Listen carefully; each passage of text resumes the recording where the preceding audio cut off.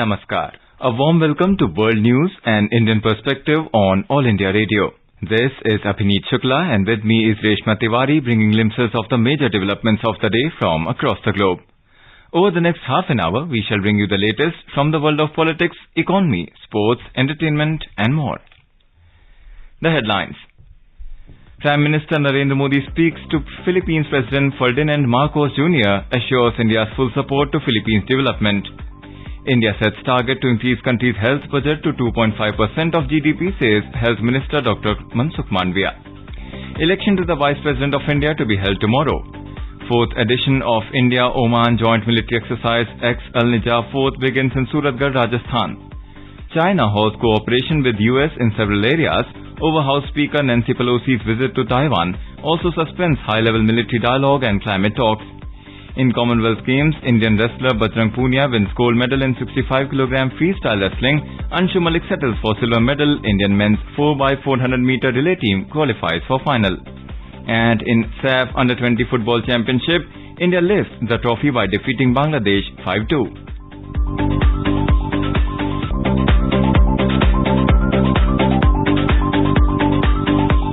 Prime Minister Narendra Modi today held a telephonic conversation with Philippines President Ferdinand Marcos Jr. and congratulated him for his victory in the presidential election. He will be the 17th President of the Philippines. Both the leaders reviewed various areas of bilateral engagement and expressed satisfaction at the rapid growth of cooperation between the two countries in the recent years. During the talks, Mr. Modi reiterated the important role that Philippines played in India's Act East policy and its Indo-Pacific vision. He also expressed a desire to further expand bilateral relations. The Prime Minister also assured President Ferdinand Marcos Jr. of India's full support in his plans and projects for Philippines development. India's Health Minister Dr. Mansukh Mandavia has said the government has set a target to increase the health budget of the country to 2.5% of the GDP, which is currently at 1.9%. Giving details about the allocations made in the health budget, he said, in 2014, the total health budget was to the tune of 33,000 crore rupees, which was increased continuously and now it has reached 83,000 crore rupees in 2022-23. The Right to Health Bill 2021 was moved by RJD member Professor Manoj Kumar Jha, which aims to provide for health as a fundamental right to all citizens and to ensure equitable access and maintenance of a standard of physical and mental health. After completing his reply, the Health Minister requested Mr. Jha to withdraw the bill, but due to the paucity of time, it was not taken for consideration. Earlier, several private members' bills were introduced in the House. Later, the House took up special mention business, under which members raised several issues. After that, the Chair adjourned the House for the day. Election to the Vice President of India will be held tomorrow. The voting will take place at the Parliament House between 10 a.m. and 5 p.m. Mr. Jagdeep Dhankar is the NDA candidate, while Ms. Margaret Alva is the opposition candidate for the vice presidential election. China is halting cooperation with the United States in a number of areas, including dialogue between senior-level military commanders and climate talks in retaliation for the U.S. House Speaker Nancy Pelosi's visit to Taiwan. China's Foreign Ministry today said that it was also suspending cooperation with Washington on the prevention of cross-border crime and drug trafficking and repatriating illegal migrants, among 8 specific measures. In a statement released soon after Pelosi left Japan on the final leg of her Asian tour, China also cancelled a planned bilateral meeting on a maritime military security mechanism. Beijing separately announced that it would personally sanction Pelosi and her immediate family in response to her vicious and provocative actions. Pelosi is the highest-ranking U.S. official to visit the island in 25 years. In retaliation for the visit, China launched largest-ever military drills, including live fire drills with full force at 6 places around Taiwan, which Taiwan officials said are highly provocative in firing on Taiwan's territorial waters and amount to a sea and air blockade of the island. China has also suspended some trade with Taiwan. China's Foreign Ministry on Friday also hit back at White House National Security Council spokesman John Kirby's comment on Thursday that China had overreacted and said Beijing's countermeasures against Pelosi's visit to Taiwan are justified and not excessive. The White House has said in a statement that U.S. policy had not changed and that it strongly opposes unilateral efforts to change the status quo or undermine peace and stability across the Taiwan Strait. According to media reports, the White House summoned Chinese Ambassador Qin Gang on Thursday to condemn escalating actions against Taiwan and reiterate that the United States does not want a crisis in the region. Taiwan's defense ministry has said that multiple Chinese vessels and aircraft have crossed the Taiwan Strait median line for a second day today. The median line is the informal dividing line in the Taiwan Strait between the Chinese mainland and Taiwan. It said that Taiwan's military has also deployed land-based missile systems and dispatched aircraft and ships to monitor the situation. Taiwan's defense ministry reiterated its statement that it would heighten its combat readiness, however, would not ask for a war. Earlier, Beijing fired 11 ballistic missiles into waters around Taiwan's northeast and southwest coasts yesterday as part of its biggest ever military exercises in the region following U.S. House Speaker Nancy Pelosi's visit to the island. Japanese Prime Minister Fumio Kishida strongly condemned missile launches by China as Chinese missiles for the first time landed in Japan's exclusive economic zone during live-fire military exercises conducted by China around Taiwan following U.S. House Speaker Nancy Pelosi's visit to Taipei. Prime Minister Kishida also met the visiting U.S. House Speaker and said that his government had urged Beijing to call off its military exercises immediately.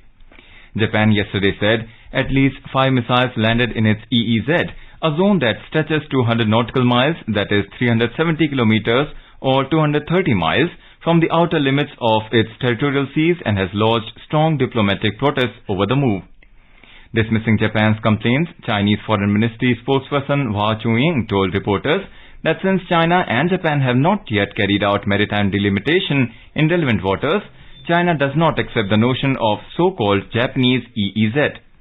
Chinese Foreign Minister Wang Yi also cancelled planned meeting with Japanese Foreign Minister scheduled for yesterday in Phnom Penh on the sidelines of ASEAN Foreign Ministers meet.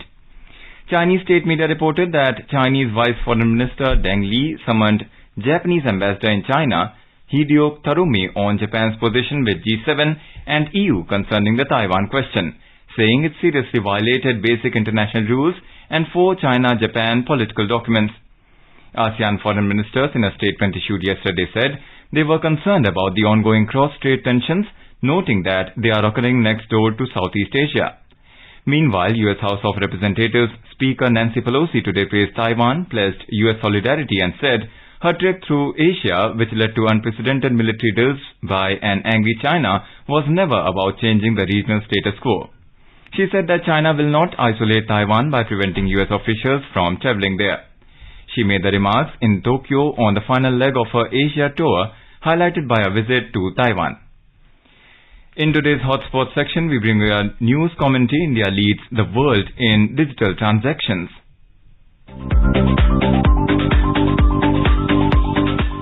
The concept of digital economy has been on the rise since the Digital India campaign was started by Prime Minister Narendra Modi in 2015. The idea was to create a cashless transactions ecosystem in the country to achieve the goal for transparent and accountable business activity by 2030. Prime Minister Modi said that 40% of global digital transactions take place in India. He hailed India's small shopkeepers, grocers, milkmen and vegetable sellers for accepting digital payment. Currently, a major share of trade is done through digital means and the estimated value of total goods to be sold in the 2021-22 financial year by digital means is around $55 billion. The growth is expected to keep this pace and the goods traded through digital economy are expected to reach the mark of $350 billion by 2030, less than 10 years from now. It is expected that India will be third largest digital economy after USA and UK, as estimates suggest that the volume of digital economy may rise up to $800 billion. The COVID-19 pandemic from the year 2020 till now has given an opportunity for further consolidation of digital transactions. The pandemic also led to the inflection of e-commerce in smaller cities, which is a very progressive development for India. According to a study, nearly 88% of online shoppers will be from Tier 2 cities in the coming 10 years.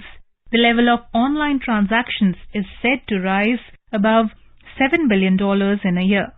Many startups are providing e-kiranas, grocery and cashless payments in grocery stores, which will boost up the digital economy. It is the single most important factor which leads to innovation, growth and competitiveness in the Indian economy. The new prevailing digital trends like cloud computing, mobile web services and growing social media is rapidly changing business styles. In order to cope up with this trend, the concept of digitalization becomes a necessity. Digital economy has the power to change the lives of millions of people in India. In next 3 years, India will add more than 300 million new mobile subscribers. By 2025, India will be the largest mobile market in the world. For this, India is developing a mobile-first digital culture with smartphones fueling a boom in e-commerce. With a rapidly growing middle class and a young, tech-savvy population, online personal services are about to take a quantum jump. Now, many foreign companies are looking at increasing their investments in India's digital economy.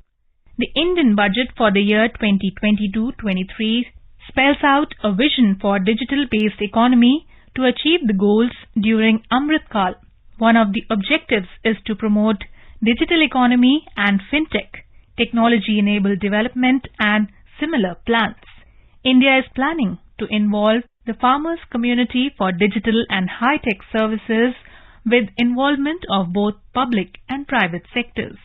The Indian government is continuously encouraging to ensure that the benefits of digital banking reach every nook and corner of the country in a consumer-friendly manner.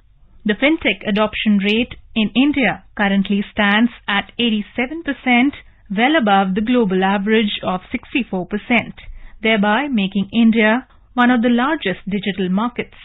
This accomplishment is not only a result of enabling policy and regulatory regime, but largely people's willingness to adapt to change. India is heading towards a cashless society as the government is encouraging this change for a modern society. For this, the growth of fintech sector along with fintech startups has made India the third largest startup network in the world. As Prime Minister Modi said, credit for this should go to the youth of this country who played a pivotal role in the digital transformation. The Digital India campaign has truly made cashless or less cash economy a possibility. The Unified Payments Interface (UPI) and other electronic modes of payment have become hugely popular. India has outpaced all other countries in adoption of digital payments. The Prime Minister drove home the success of the Digital India campaign by reminding people that UPI, Unified Payments Interface, payments in March 2022 had crossed rupees 10 lakh crore, 1 billion rupees.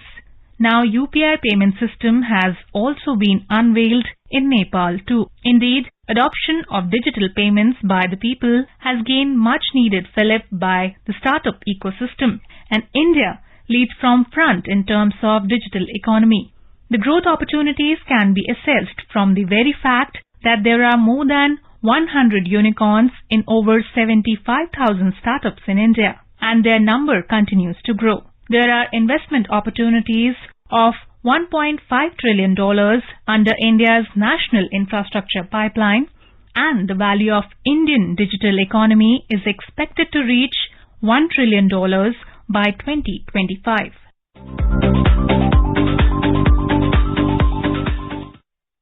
This is All India Radio giving you the world news.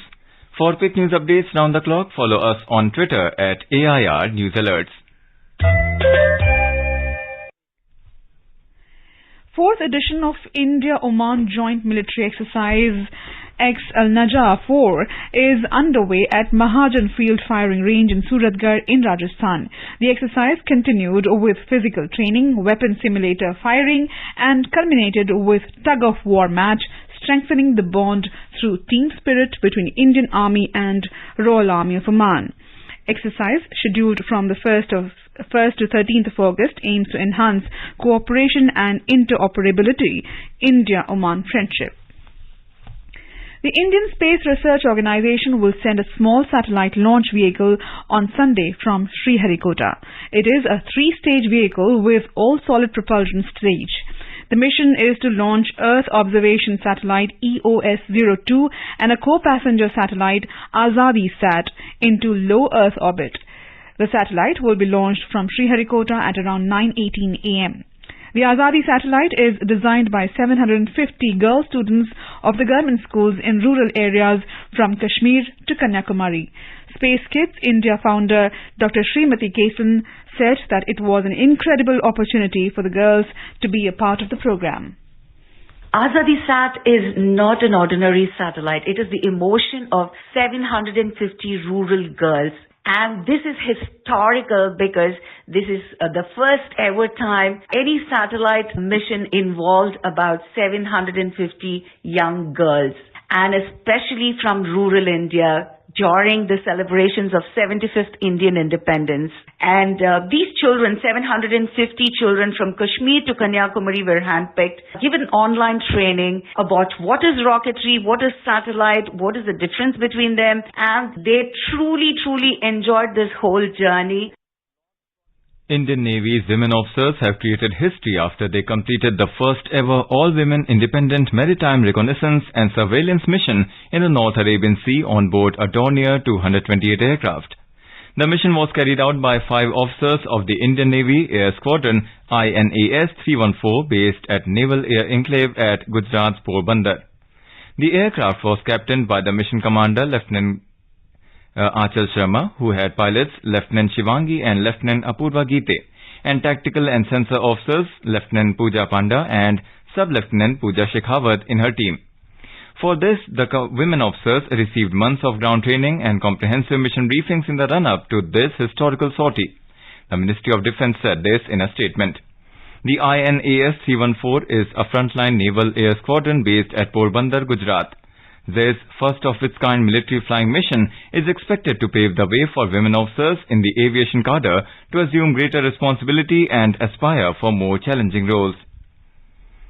The Turkish Defense Ministry has said that 3 ships loaded with grain under a recently concluded deal have left Ukrainian ports. The Defense Ministry said the Panama-flagged Navy Star, carrying 33,000 tons of corn and going from Ukraine to Ireland, departed from Odessa port. The ship will be inspected by the Joint Coordination Center to the north of Istanbul. The second ship, the Maltese-flagged Rozhan, carrying 13,000 tons of corn, departed from Chornomorsk port bound for Britain. The Joint Coordination Center in Istanbul in a statement said that 2 ships were setting off for Chornomorsk and 1 from Odessa. The center comprises of Russian, Ukrainian, Turkish and UN personnel. It said the 3 vessels carrying a total of about 58,000 tons of corn have been authorized to leave Ukrainian ports as part of a deal to unblock grain exports. Indirect talks between Tehran and Washington resumed in Vienna with a meeting between Iran's chief nuclear negotiator and the EU representative yesterday. According to media reports, EU's Enrique Mora coordinated the talks. Iran's state media announced that Bagheri Kani had met and conferred with Mora as part of long-running negotiations on the removal of sanctions against the Islamic Republic. White House National Security spokesperson John Kirby said the negotiations are pretty much complete at this point. Both Tehran and Washington have played down the prospect of a breakthrough in this round of talks.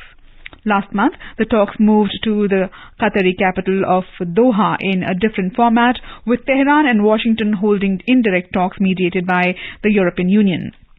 According to media reports, Tehran also insists the International Atomic Energy Agency IAEA drop its claims about Tehran's nuclear work, objecting to last year's assertion by the UN nuclear watchdog that Tehran had failed to fully explain uranium traces at undeclared sites. In South Sudan, the government has announced that the country's transitional leadership will stay in power for another 24 months. Minister of Cabinet Affairs Martin Elia Lomuro said the decision to extend the mandate will help address the challenges that impede implementation of the 2018 peace deal that ended South Sudan's civil war. The 2018 peace deal calls for security, judicial, constitutional and electoral reforms to stabilize the world's youngest country. According to media reports, the civil war killed an estimated 4 lakh people in last 5 years.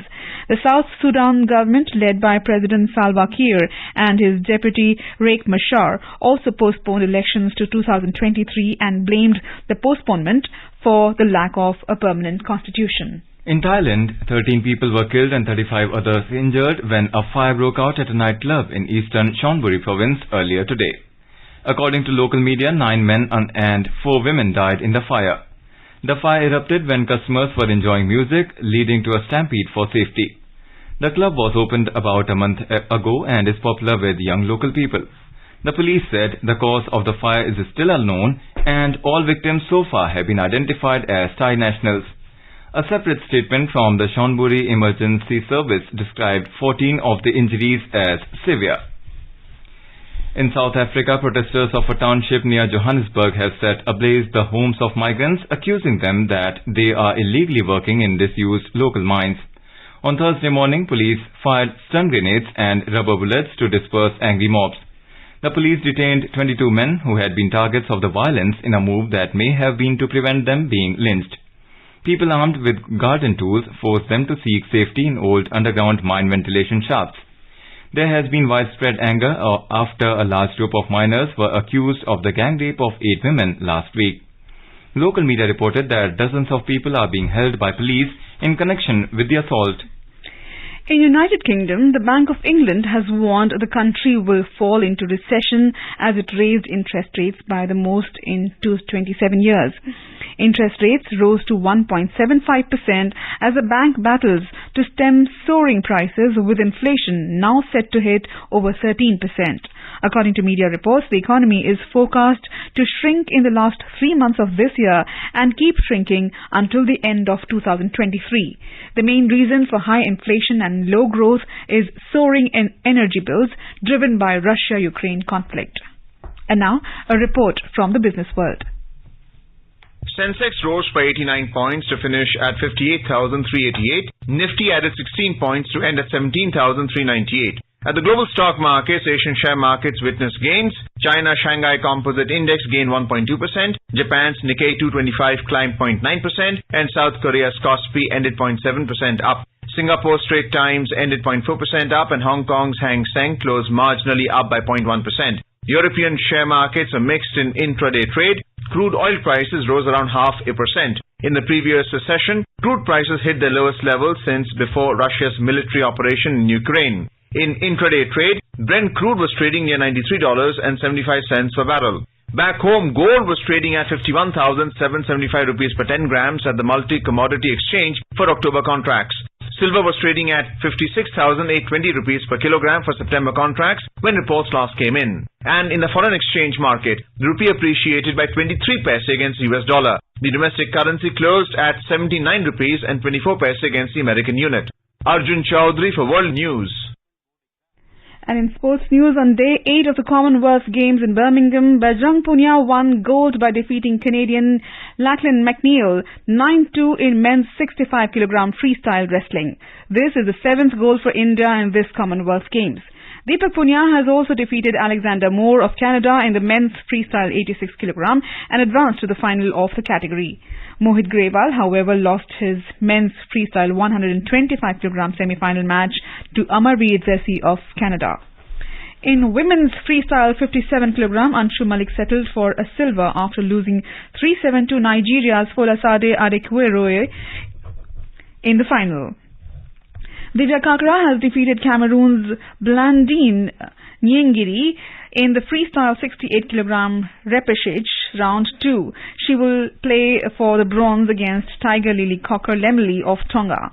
India have defeated Canada 14-10 in the men's fours quarter-final match.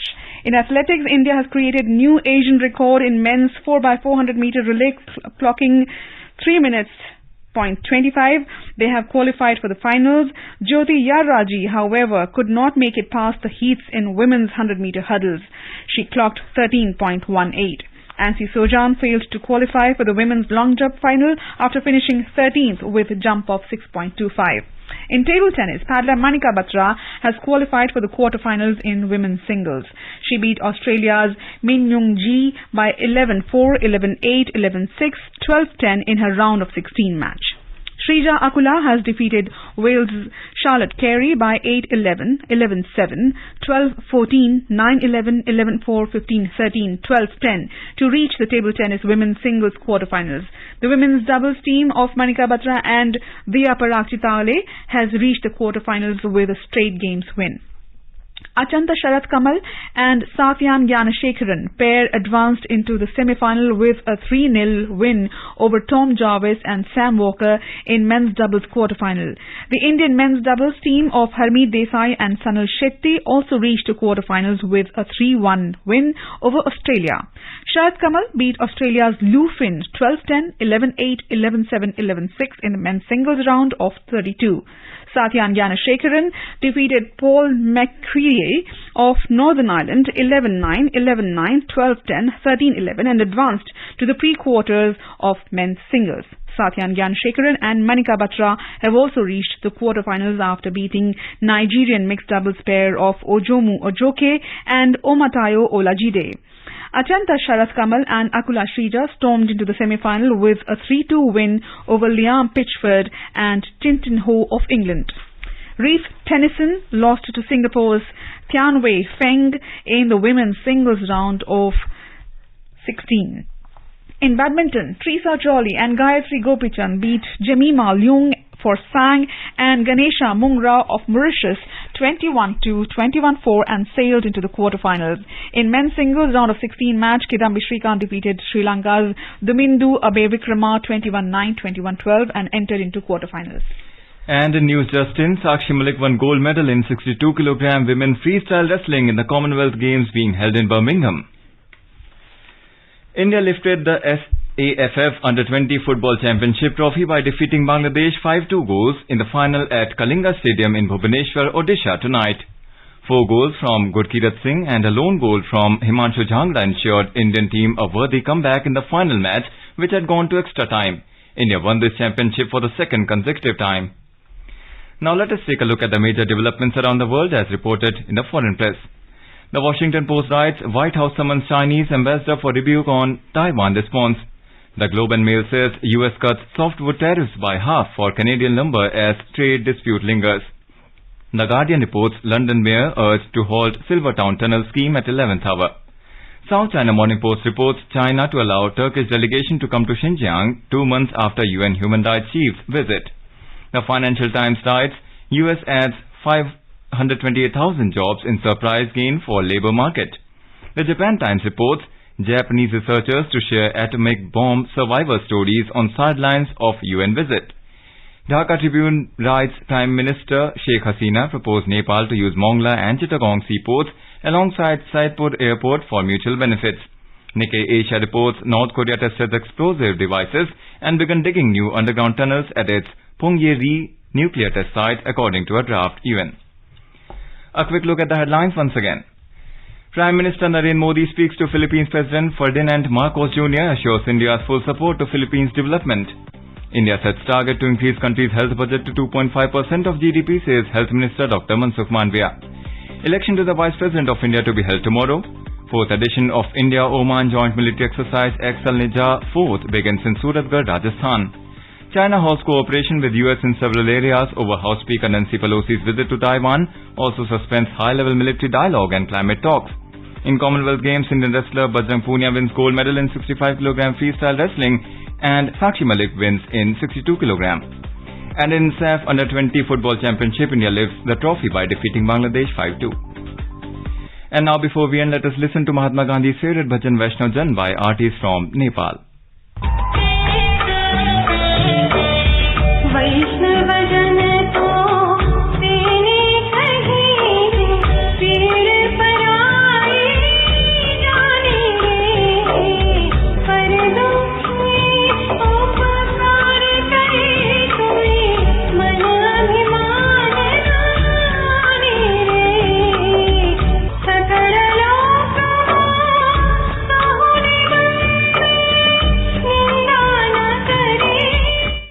And with that, we end this bulletin.